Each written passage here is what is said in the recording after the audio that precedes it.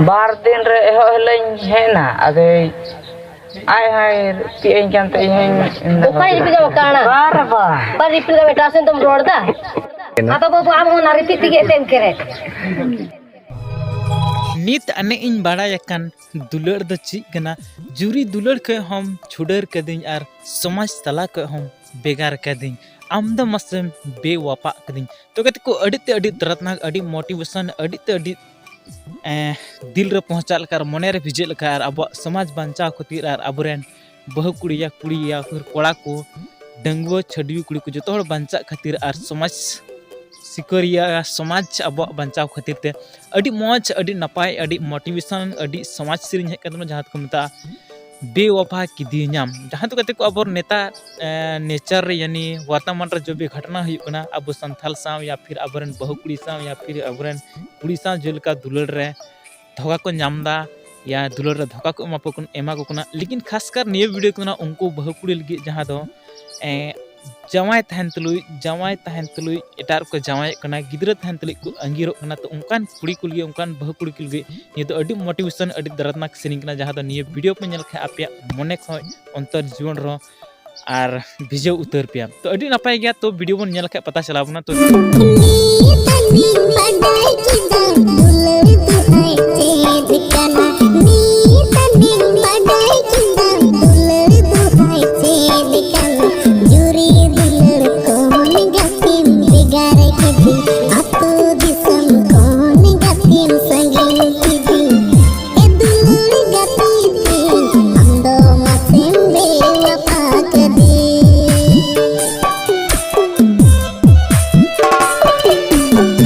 video पे nail कदा तो निया वीडियो रे इन निया गिन मेना और निया गी सिखनत इ बाबना